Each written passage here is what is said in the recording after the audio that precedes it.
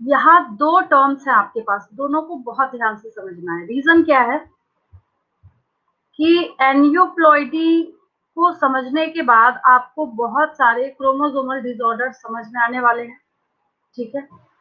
और पॉलीप्लॉइडी भी अपने आप में एक बहुत इंपॉर्टेंट फेनोमेना है, दोनों ही इंपॉर्टेंट है, ठीक है।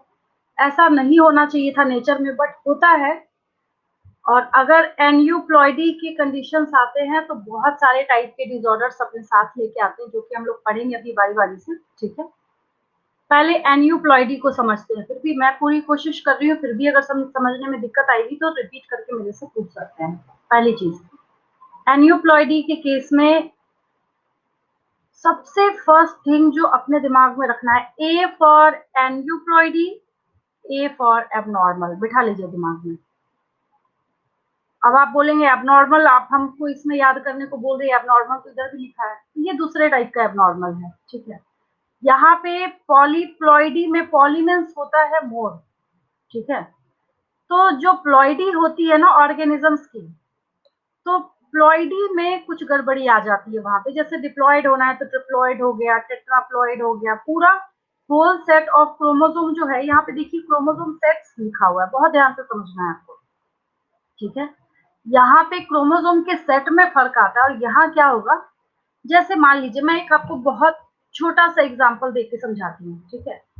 मैं एक डिसऑर्डर आपको डाउन सिंड्रोम समझाऊंगी, उसके बाद आपको बहुत अच्छे तरीके से एन्यूप्लॉइडी समझ आ जाएगा।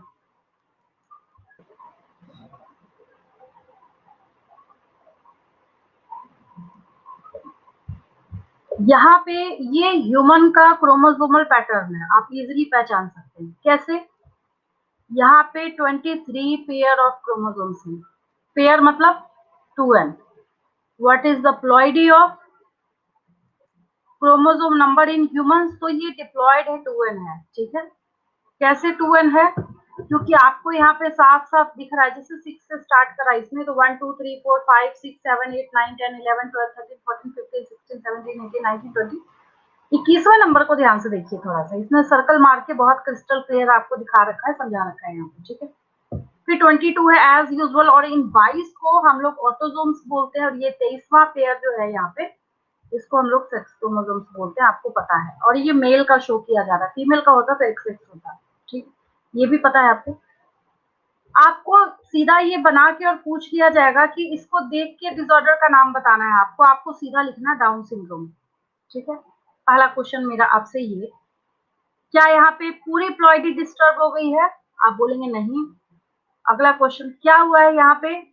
21वें नंबर के क्रोमोसोम में कुछ गड़बड़ी दिख रही है, ठीक है। थर्ड क्वेश्चन, क्या गड़बड़ी है? तो 21st नंबर का जो क्रोमोसोम है, यहाँ पे ट्राइसोमी हो गई है। जो 2 होना चाहिए था वो गलती से 1 2 3। Trisomy of 21st chromosome leads to Down syndrome, ठीक है। तो ये एग्जाम्पल है एन्यूप्लॉइडी का। मैंने आपको पहले ही बोला था, मैं एक एग्जाम्पल आपको सिखाऊंगी तो उससे क्या होगा, एन्यूप्लॉइडी बहुत इजी और आसान लगने लगेगा आपको। अब देखिए, अब आपको यहाँ पे ये बात सीधी सीधी समझ आ रही है कि एन्यूप्लॉइडी के केस में क्या होता है, abnormal number of chromosomes can be extra और फ्यूअर। यहाँ पे क्या हुआ है, एक्स्ट्रा हुआ है। अभी कुछ ऐसा भी केस आएगा जहाँ पे फ्यूअर मतलब कि होना चाहिए था 46, बट उससे कम हो जाएगा, ठीक है। ये एन्यूप्लॉइडी का जो केस है ना, सबसे ज्यादा मोर कॉमन हम लोगों को ह्यूमंस में देखने को मिलता है, ठीक है। पॉलीप्लॉइडी का केस ह्यूमंस में रेयर होगा, ठीक है। एन्यूप्लॉइडी को जब हम लोग देखते हैं तो leads to chromosomal disorders that can be lethal, इसकी वजह से डेथ भी हो सकती है, ठीक है। पॉलीप्लॉइडी की वजह से क्या होता है, triploid and tetraploid types can also be lethal, ठीक है, यहाँ पे भी डेंजरस है। वेरियस टाइप्स इंक्लूड डाइजोमी, मतलब 2 हो गया, मोनोजोमी 1 हो गया, ट्राइजोमी अभी मैंने डाउन सिंड्रोम में दिखाया 3 हो गया, नलीजोमी गायब हो गया वहां से। Various types include the triploid, octaploid, hexaploid, tetraploid etc। ये टाइप्स बता रहा है यहाँ पे, इसके नाम लिख के, ठीक है। अब एनसीईआरटी पे चलते हैं हम लोग, आपको समझ आया होगा तो अब आपको अच्छा लगेगा इसको समझने में और भी आगे, ठीक है। ऊपर ये थैलेसीमिया का पैरा है जो कि मैंने आपको ऑलरेडी सिखा रखा है। आगे देखते हैं हम लोग इसको। आगे जब आप इसको देखना और समझना स्टार्ट करते हैं तो हम लोग स्टार्ट करने जा रहे हैं क्रोमोसोमल डिसऑर्डर्स। और इसके लिए अभी तक आप ये समझिए कि मैंने एक्चुअल में आपको इंट्रोडक्शन देने का ही काम किया है। क्रोमोसोमल डिसऑर्डर्स में आपको एक बात बहुत अच्छे तरीके से समझ आ गई है। यहाँ पे क्या होता है, चाहे तो कुछ एब्सेंट हो जाए, चाहे कुछ एक्सेस हो जाए, चाहे कुछ कम कर दीजिए, चाहे कुछ ज्यादा कर दीजिए। किसमें? क्रोमोसोमल अरेंजमेंट में जब गड़बड़ी हो जाए तो उसकी वजह से क्रोमोसोमल डिसऑर्डर्स होते हैं। ठीक है, यानी कि failure of segregation of chromatids during cell division results in the gain or loss of a chromosome। ये सब कब हो रहा था? मैंने आपको सिखाया कि भाई मेल है फीमेल है, दोनों साइड से बराबर बराबर क्रोमोसोम जाते हैं बच्चे में, तो इसका मतलब है कि वहीं पे जो सेल डिवीजन होके गेमेटोजेनेसिस होना था वहीं पे कुछ गड़बड़ी हो गई। तो इसको हम लोग क्या बोलते हैं? एन्यूप्लॉइडी। मैंने अभी भी आपको सिखाया है। एबनॉर्मल नंबर ऑफ क्रोमोसोम्स हो सकते हैं, मे बी फ्यूअर और मे बी मोर। ठीक है, फॉर एग्जाम्पल डाउन सिंड्रोम, ये भी वही एग्जाम्पल दे रहा है। ठीक है, क्या होता है इसमें? Gain of extra copy of chromosome number 21। NEET का क्वेश्चन पेपर उठा के देखिएगा, नाम मिले आपको क्वेश्चन तो आप मेरा नाम चेंज कर दीजिएगा। पूछा जाएगा कि डाउन सिंड्रोम जो डिसऑर्डर है ये किस किस क्रोमोसोम नंबर से कंसर्न्ड है? 20, 21, 22, 23, 21 पे टिक करना होता है। क्या होता है डाउन सिंड्रोम में?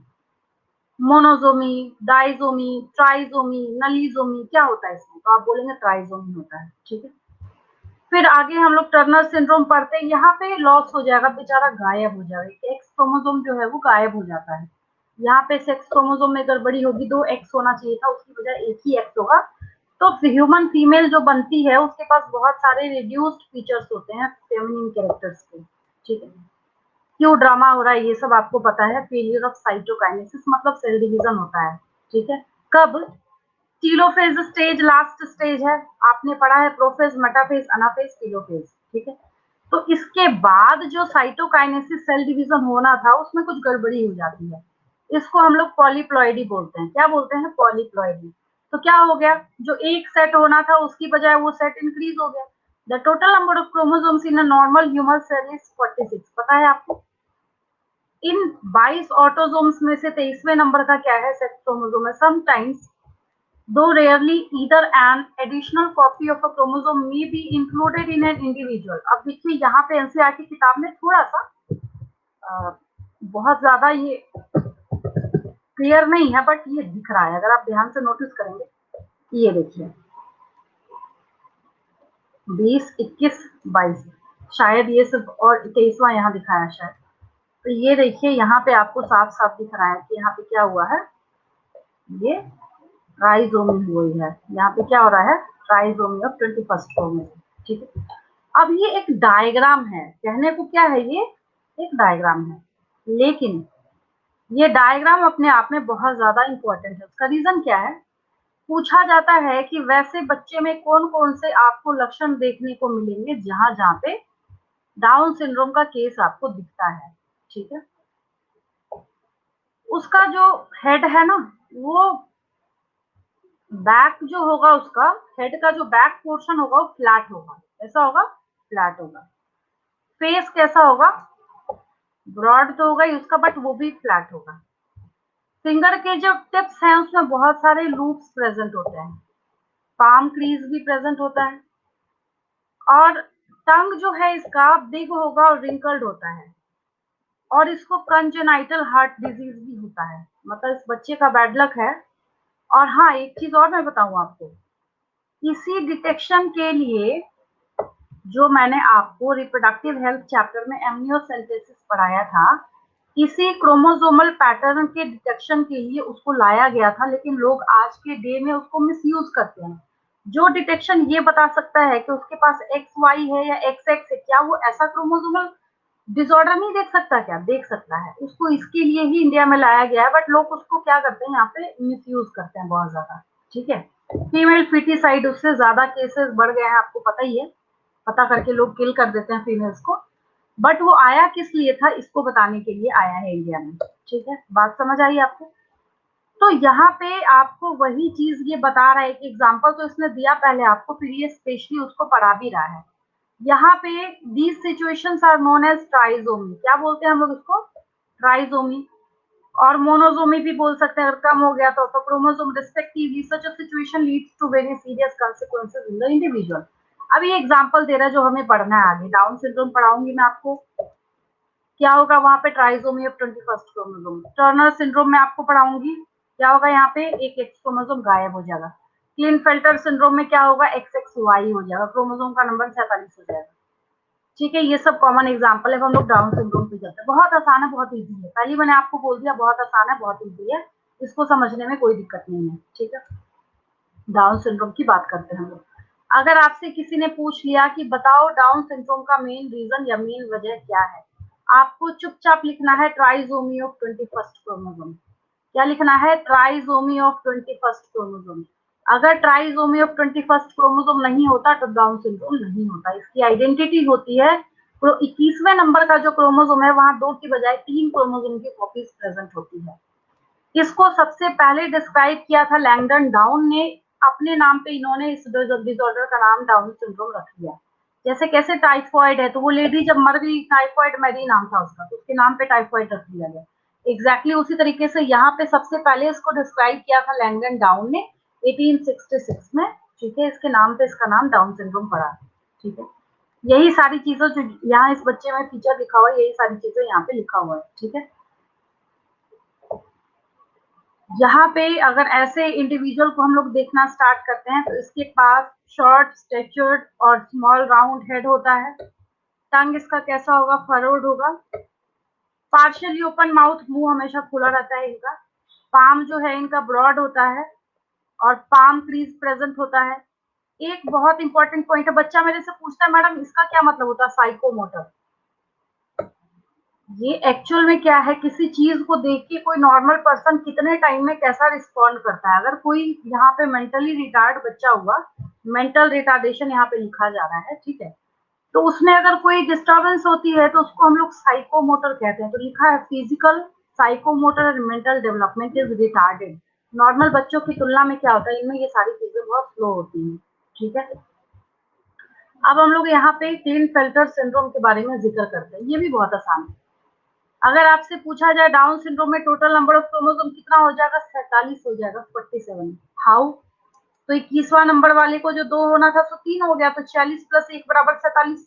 तो यहाँ पे क्लिनफेल्टर सिंड्रोम की हम लोग बात करते हैं, इसके बारे में हम लोग देखते हैं। ठीक है, यहाँ पे भी क्या होता है, additional copy of X chromosome present होता है। What is the karyotype, karyotype, karyon मतलब न्यूक्लियस होता है, तो कैरियोटाइप में आपको क्या देखने को मिलेगा, यहाँ पे 47 क्रोमोसोम है टोटल। कैसे, how it becomes 47, XXY। Such an individual has overall masculine development, however the feminine development of breast gynecomastia is also expressed. Such individuals are sterile। मतलब दोनों फीचर्स होते हैं। अब देखिए ना, इस क्रोमोसोम को ध्यान से देखिए। क्लिनफेल्टर सिंड्रोम को जब हम लोग देखना स्टार्ट करते हैं तो क्रोमोसोम का पैटर्न है XXY। कभी कभी बच्चा बोलता है मैडम हमें ना डिसऑर्डर से याद करने में दिक्कत आती है, तो हम इसको लिख रहे हैं XX और Y। ठीक है, तो मैं बच्चों को ऐसे समझाती हूँ, इसको अगर इधर से देखो तो ये फीमेल है, और अगर इसको इधर से देखो XY तो मेल है, तो दोनों के फीचर्स इसमें मिले हुए होते हैं, मेल फीमेल दोनों के, लिख भी रहा है ये। ठीक है, what is the chromosome number in the case of Klinefelter syndrome? Again the chromosome number is 47 in the case of Klinefelter syndrome। ठीक है, how many chromosomes are present in the case of Turner syndrome? यहाँ पे 45 हो जाएगा। ठीक है, क्यों हो जाएगा 45, उसका रीजन मैं आपको बताती हूँ। इसको क्या बनना था, फीमेल बनना था, XX बनना था, बट एक X गायब हो गया। अब एक अगला क्वेश्चन जो स्टूडेंट मेरे से पूछता है हर बैच में, कहता है मैडम आपने कैसे बोल दिया कि X गायब है, क्यों नहीं ऐसा बोल रहे आप कि Y गायब है? बिकॉज जो फीमेल होती है इस केस में फीमेल ही बनती है, और उसके पास ओवरीज होंगे, फंक्शनल नहीं होंगे, ब्रेस्ट होगा, फंक्शनल नहीं होगा। ठीक है, सेकेंडरी सेक्सुअल कैरेक्टर नहीं होगा, तो मतलब बनना था फीमेल, साफ साफ यहाँ पे नजर आता है, जिसके बेसिस पे यहाँ पे बोला जाता है कि the missing chromosome is X। तो X0 है ये एक्चुअल में, नॉट XO, इट्स X0। जैसे कैसे हम लोग कहीं पे डैश लिखते हैं तो आपको देख के समझ आता है कि इस खाली जगह को हम लोगों को भरना है, तो ये एक्चुअल में क्या है, X0 है, और 0 की वजह से यहाँ पे ये क्रोमोसोम नंबर 46 की बजाय 45 हो गया है। और इस 0 की जगह पे क्या होना था, X डैश लिखेंगे हम तो अच्छा नहीं लगेगा लिखने में, इसको X0 लिखा जाता है। और यहाँ पे क्या है, क्रोमोसोम का नंबर 45 हो जाएगा। यहाँ क्रोमोसोम का नंबर डाउन सिंड्रोम में 47, क्लीनफेल्टर्स में 47, टर्नर्स में 45, याद रहेगा। यहाँ कैरियोटाइप क्या है, ट्राइसोमी ऑफ 21, यहाँ है XXY, यहाँ है X0, ऐसे याद करना है, ठीक है। तो आपके लिए ये चीजें जो है वो बहुत आसान हो जाएंगी, ठीक है। अब समरी है इस चैप्टर की, इसको आप लोग देख लीजिएगा, इसमें कोई दिक्कत नहीं है, इससे भी बहुत मच बेटर डिटेलिंग में हम लोगों ने इस चैप्टर को करा है। नेक्स्ट आप लोगों को कौन सा चैप्टर स्टार्ट करना है एक बार मुझे बता दीजिए, तो मैं नेक्स्ट चैप्टर स्टार्ट करती हूँ, ठीक है। और इसमें अगर कोई डाउट हो तो आप लोग पूछ सकते हैं मेरे से। देखिए फर्स्ट क्वेश्चन है यहाँ पे, in which genetic disorder chromosome number becomes 47। अगर सिर्फ इतना पूछा जाता तो यहाँ पे डाउन सिंड्रोम भी आ जाता और क्लीनफेल्टर सिंड्रोम भी आ जाता, ठीक है। लेकिन दोनों अलग अलग टाइप से 47 होता है, क्योंकि यहाँ पे विद इन ब्रैकेट मैंने मेंशन कर दिया है trisomy of 21st chromosome. It means कि अब ये क्या हो जाएगा, अब इस क्वेश्चन का आंसर कंफर्म्ड है कि क्या हो जाएगा, ये डाउन सिंड्रोम हो जाएगा, ठीक है। Second question, what is the karyotype of Klinefelter syndrome, that is XXY, ठीक है। Who discovered Down syndrome, Langdon Down ने ही किया था इसको discover. Differentiate between aneuploidy and polyploidy, ये जो मैंने आपको टेबल बताया है इसको बहुत अच्छे तरीके से एज इट इज रटना नहीं है, जो मैंने आपको समझाया है उसी को आपको लिखना है कि अगर एन्यूप्लॉइडी हो, जैसे अभी आपने डाउन सिंड्रोम देखा, क्लीनफेल्टर सिंड्रोम देखा, टर्नर सिंड्रोम देखा, यहाँ क्या हो रहा है कि चाहे तो कोई एक्स्ट्रा कॉपी आ गई है, चाहे कम हो गया है, ठीक है। लेकिन यहाँ पे प्लॉइडी बढ़ जाती है, जैसे अगर डिप्लॉयड है तो ट्रिप्लॉयड हो गया, टेट्राप्लॉयड हो गया, आगे एग्जांपल दिया जा रहा है ऑक्टाप्लॉयड भी हो सकता है, हेक्साप्लॉयड भी हो सकता है, टेट्राप्लॉयड भी हो सकता है, ठीक है। तो ये आपको टेबल बनाना है इसमें। देन हम लोग बात करते हैं which disorder is represented by XXY karyotype, again the same question but उसको मैंने यहाँ पे उल्टा कर दिया है, ये जो है that is Klinefelter syndrome। explain Turner syndrome, Turner syndrome के एक्सप्लेनेशन में आपको एक्चुअली क्या करना है, यहाँ पे आपको बताना है कि in case of Turner syndrome chromosome number becomes 45 by X0, zero means यहाँ पे क्या रिप्रेजेंट हो रहा है कि एक एक्स क्रोमोसोम मिसिंग है, Y X chromosome is missing, because जो फीमेल यहाँ पे प्रेजेंट है उसके पास ना तो सेकेंडरी सेक्सुअल कैरेक्टर्स हैं, ओवरीज प्रेजेंट है बट वो किसी काम का नहीं है, नॉन फंक्शनल यानी स्टेराइल फीमेल फॉर्म होती है, जिससे ये पता चलता है कि एक्स ही गायब हुआ है यहाँ पे, ठीक है। नेक्स्ट क्वेश्चन हम लोग देखते हैं, Down syndrome and Klinefelter syndrome both contains 47 chromosomes, how they differ from each other, बहुत अच्छा क्वेश्चन है ये। डाउन सिंड्रोम में ट्राइसोमी ऑफ 21st क्रोमोसोम हो जाती है, जिसकी वजह से यहाँ पे 47 होता है, और क्लीनफेल्टर सिंड्रोम के केस में कैरियोटाइप XXY हो जाता है, जिसकी वजह से 47 होता है, ये आपको समझाना है यहाँ पे। Differentiate between Mendelian disorders and chromosomal disorders, ये 5 मार्क्स का बोर्ड एग्जाम का क्वेश्चन है, आपका डायरेक्ट क्वेश्चन। मेंडेलियन डिसऑर्डर्स जो है ये मंडल्स लॉ को फॉलो करता है, इसका कोई रूल रेगुलेशन नहीं है। क्रोमोसोमल डिसऑर्डर्स जैसे अभी अभी आपने सीखा है, चाहे वो टर्नर सिंड्रोम हो, चाहे वो क्लीनफेल्टर सिंड्रोम हो, चाहे वो डाउन सिंड्रोम हो, which disorder occurs due to point mutation, तो पॉइंट म्यूटेशन की वजह से आपने सबसे अच्छा और बेस्ट एग्जांपल सीखा सिकल सेल अनीमिया, ठीक है। Mention the symptoms of Down syndrome, जब आप सिम्टम्स ऑफ डाउन सिंड्रोम सीखना, पढ़ना और समझना स्टार्ट करते हैं, तो मैंने शुरू में ही आपको बोला ये डायग्राम ऐसे तो बच्चे यहाँ से मिस करके चले जाएंगे, बट ये सब क्या है, इसके सिम्टम आपको यहाँ पे बताए जा रहे हैं कि इसका जो बैक ऑफ हेड होगा कैसा होगा, फ्लैट होगा, ठीक है। फिंगर टिप्स में बहुत सारे लूप्स प्रेजेंट होंगे, पाम क्रीज प्रेजेंट होगा, ऑलवेज ओपन माउथ होगा, इसका कंजेनाइटल हार्ट डिजीज होता है, बिग एंड रिंकल टंग होगा, ब्रॉड फ्लैट फेस होगा। तो यहाँ तक आपको समझ आ गया, ठीक है, कोई दिक्कत नहीं किसी को इसमें, हालांकि मैंने तो एक्सप्लेन कर ही दिया है इसको। चलिए आगे बढ़ते हैं।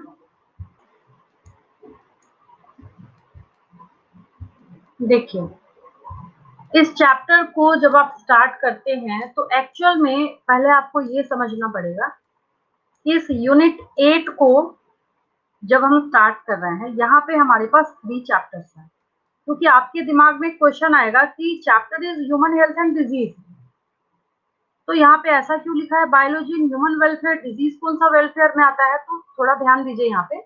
9th चैप्टर भी आपके पास strategies for enhancement in food production, और 10th चैप्टर भी आपके पास माइक्रोब्स इन ह्यूमन वेलफेयर, ठीक है।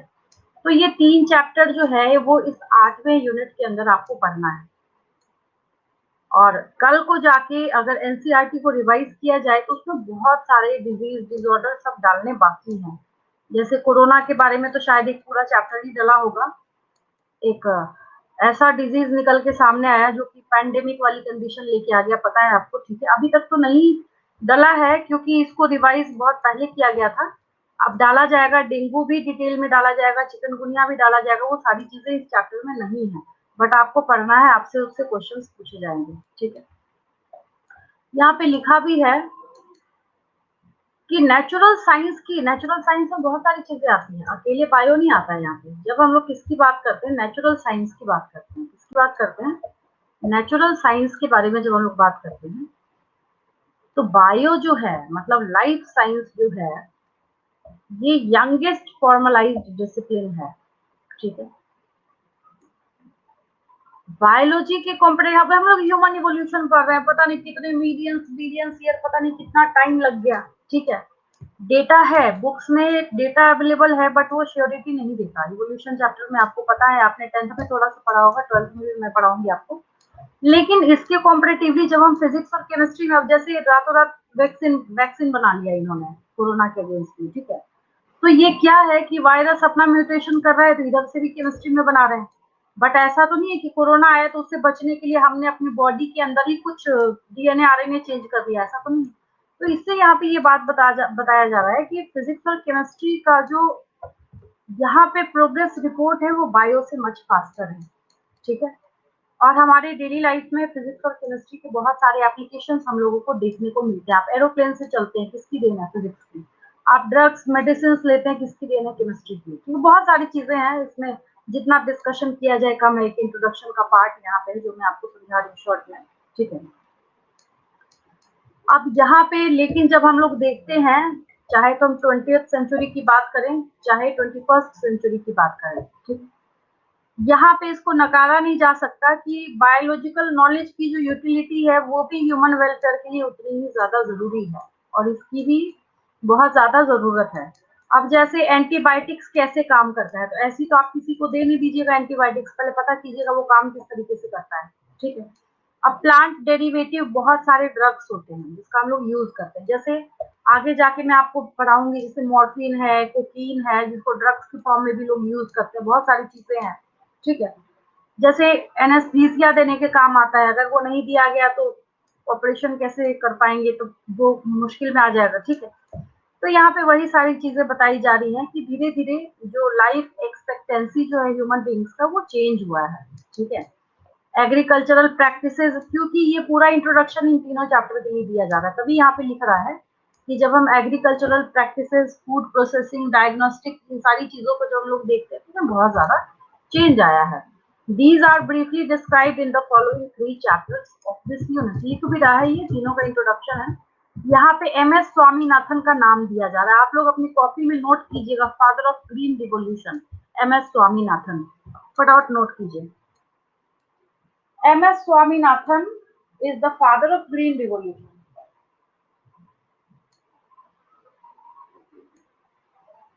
MS Swaminathan is the father of green revolution. ठीक है। सबसे अच्छी बात यह है कि इंडिया के तमिलनाडु में बॉर्न हुआ था इनका 1925 में। कुंभाकोणम एक तमिलनाडु में जगह है, वहां पे हुआ था। अब इनका पूरा नाम हम लोग बोलते हैं MS स्वामीनाथन शॉर्ट में, ठीक है। बट इनका पूरा नाम क्या है यहाँ पे, मोन काम्बू संब शिवान स्वामीनाथन। तो हम लोग शॉर्ट में इसको क्या बोलते हैं, MS स्वामीनाथन। उधर तो ऐसे ही लंबे लंबे लेंदी नाम होते हैं, ठीक है। बॉटनी में था इनका ग्रेजुएशन और पोस्ट ग्रेजुएशन दोनों मद्रास यूनिवर्सिटी से। कहाँ से, अच्छी यूनिवर्सिटी है मद्रास यूनिवर्सिटी, बहुत अच्छी यूनिवर्सिटी है, काफी क्लीन है, बहुत बढ़िया है, ठीक है। इन्होंने इंडिया के बहुत सारे इंस्टीट्यूशंस में काम किया है, अब्रॉड में भी, और जेनेटिक्स और प्लांट ब्रीडिंग के ऊपर इनका अच्छा खासा नॉलेज है, रिसर्च है, सब चीज है इसके अंदर, ठीक है। अब यहाँ पे the school of cytogenetics, cell के अंदर जब आप जेनेटिक्स की पढ़ाई करना स्टार्ट करते हैं उसको हम लोग साइटोजेनेटिक्स बोलते हैं, ठीक है, उसको हम लोग क्या बोलते हैं, साइटोजेनेटिक्स बोलते हैं। And radiation research established at the Indian agricultural research institute new Delhi में मेन हेड ऑफिस है इसका, IARI का। बार बार आपने सुना था ना, माइक्रोब्स इन ह्यूमन वेलफेयर में भी आपने सुना, strategies for enhancement in food production chapter में भी सुनेंगे, यहाँ पे भी आप सुन रहे हैं, ठीक है। Enabled Swaminathan and his team to develop short duration high yielding varieties of rice including scented basmati. He is also known for the development of the concept of crop cafeteria, crop scheduling and genetically improving the yield and quality. मतलब इन्होंने दिमाग लगाया कि हमारे पास दो plants हैं, एक की सीड क्वालिटी बहुत अच्छी है, दूसरे के अंदर क्या है कि उसमें डिजीज रेसिस्टेंस पावर बहुत अच्छा है, अगर दोनों को मिला दिया जाए तो क्या होगा, ठीक है। Swaminathan initiated collaboration with Norman, सब यहाँ पे जो है ना ये सब मास्टरपीस है अपने आप में, Norman Borlaug, which culminated in the Green Revolution through introduction of Mexican varieties of wheat in India. This was highly recognized and appreciated. He is also the initiator of Lab to Land, food security and several other environmental programs. He has been honored with Padma Bhushan, दिया गया था इनको, and several other prestigious awards, medals and fellowships by institutions of excellence. ठीक है, बनता भी है, इतना ज्यादा काम किया था इन्होंने तो इनको दिया गया था, ठीक है। हम लोग यहाँ पे चैप्टर 8 स्टार्ट करने वाले हैं, that is human health and disease. यहाँ पे पहला question, what do you understand by the black boil concept. पढ़िएगा, पढ़ते पढ़ते पढ़ते आपका दिमाग खराब हो जाएगा बट आपको समझ नहीं आएगा क्या है ये, मैं समझाती हूँ आपको। पहले क्या था ना, शुरू में जब हम इंडियन आयुर्वेदा सिस्टम को देखना स्टार्ट करते हैं, ठीक है, तो हम लोग बोलते हैं कि जो ये ह्यूमन बॉडी है ये पंच तत्वों का बना है। सुना है ना आप लोगों ने, क्षिति जल पावक गगन समीर, बोलते हैं ना हम लोग। तो आज के डे में क्या है, आज के डे में क्या, जो आयुर्वेदा में बिलीव करते हैं या फिर जो लोग जानते हैं इन सब के बारे में, वो कहते हैं कि इसमें से अगर आपकी बॉडी में किसी चीज में कोई डिस्टर्बेंस होती है, that lead to a disease, disorder और anything which is not good for your body, ठीक है। कुछ भी अगर आप इन 5 में से डिस्टर्ब करते हैं तो आपकी बॉडी में कोई ना कोई डिसऑर्डर आना है, ठीक है। अब यहाँ पे the discovery of blood circulation by William Harvey, ये कभी आपने सोचा था, पढ़ा होगा कई बार, 12th एक बार मैं पढ़ा चुकी हूँ, है ना रिया, कई एक बार मैं, रिया यश, इन बच्चों को एक बार मैंने पढ़ा के खत्म किया हुआ है, लेकिन आप लोग को याद नहीं होगा कि आपने विलियम हार्वे का नाम सुना भी था। क्या किया था इन्होंने, ब्लड सर्कुलेशन को डिस्कवर किया था। अगर आपसे पूछा जाए हु डिस्कवर्ड ब्लड सर्कुलेशन तो विलियम हार्वे का नाम आएगा उसमें, ठीक है। और नॉर्मल बॉडी टेम्परेचर इन्होंने देखा था पर्सन्स के अंदर with black bile using thermometer. This proved the good humor hypothesis of health. In later years, biologists stated that mind influences through neural system and endocrine system. ये बहुत बड़ी चीज है, हमारा जो ब्रेन है, हमारा जो माइंड है बहुत पावरफुल है, आपको नहीं पता कितना पावरफुल है, इतना पावरफुल है, इतना पावरफुल है। वशिष्ठ नारायण का नाम सुना है आप लोगों ने, सुना है नहीं सुना है, सुना है,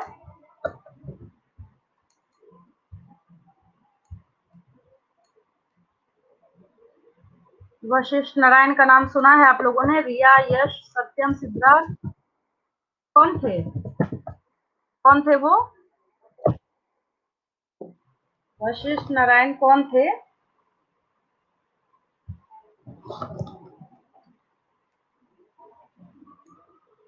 बोलिए, बताना स्टार्ट कीजिए, कौन थे वो।